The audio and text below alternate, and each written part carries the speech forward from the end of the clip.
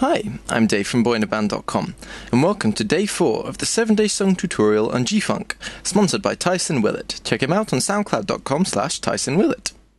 Yesterday in day 3, I taught you how to make a whirly lead, as well as a big bass pad and strings.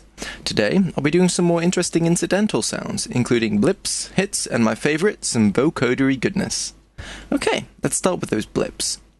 They actually sound more like kind of funky clavinet organ thingamies, but I'll create a combinator and call it Da Blips anyway, simply because it sounds like some sort of ghetto indie band, which I like the thought of. So, make the inevitable instance of Thor inside it. Initialize. Open. Then make 2 analog, so you got one already, and a wavetable oscillator. I'll just add in some notes now. Okay, so the notes are in. The analogs we want on the saw and square waves, just to make the brunt of the tone, with the square down an octave for some more tonal variation. Then on the wavetable, select, if we scroll down, ramp harmonics, which has some seriously cool overtonage going on. And I'll show you that now. Run those through with the 3 and 2. I said that in rhyme, yay! Take that, Dre's ghostwriters, I can rap too!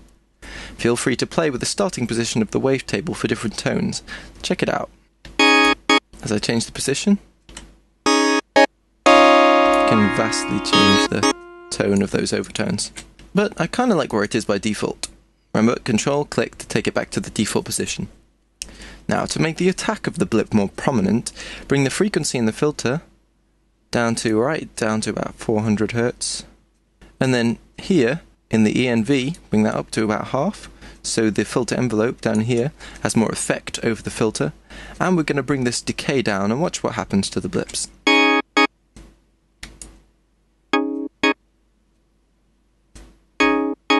See, as we bring it down, it gives it a more prominent, strong attack. Now, we're going to add some chorus, bringing down the dry wet to about a quarter of the way around, so it's still got a decent amount of punch to it, but it's just a bit more wide and filling out the stereo space. Then lastly, we're going to chuck in a state variable filter here in filter 3 on high pass, and just bring that frequency down to about 300 with 0 ENV. And that just gets rid of the low end, so the bass isn't muddied in the slightest. Now, that's the main part of the tone. But you can see, if we look at the notes, that I've gone for this really long chord here. And I think that would really benefit from some vibrato, which is when the tone starts to gently vibrate in pitch. Think about an opera singer's voice, or Nate Dogg if you like G-Funk more than opera. I'd love to see Nate Dogg in an opera. But yes, go back into your Thor instance, and in the LFO here, we're going to turn the rate up to around 5. And we're also going to increase the delay, so it takes a while for the vibrato to kick in. So we're going to take that right up to about 300 milliseconds. Now, down here in the modulation bus routing section, for each oscillator we're going to run LFO1 by about 14, very small amounts, 16 will do, to each one's pitch, and here you can route one LFO to 2 different oscillators, nice and convenient.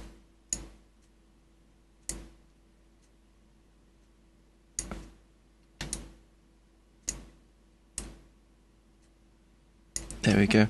Now if we have a listen to that extended chord, you can hear it's got that gentle vibrato on it, which just makes it that bit cooler. So let's have a look at those chords a bit more closely. We've got 2 chords, mostly just using that one, where I've got that third, if we have a look in, we've got that third in the key, C sharp, which just makes it a pretty chord, then the E flat, which we've used a lot, and the G sharp, which adds that tension as it's just below the root note of B flat in the key. The syncopation is nice and funky as well. We've got that. Simply holding it for a second, then tapping it just before the next beat kicks in here. The extra funky chord after it, we can see in this instance, simply drops that G sharp down to an F, playing it on the backbeat after the 2 hits of the original chord. Simple, but effective. And there's the blip. Check it out in the beat.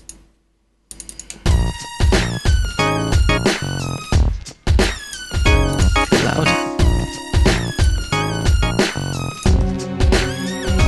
We'll bring that down a little bit in the the final mix, but it's still pretty funky. Join me in part 2, where I'll explore the wonders of vocoding to make a freaking awesome incidental sound.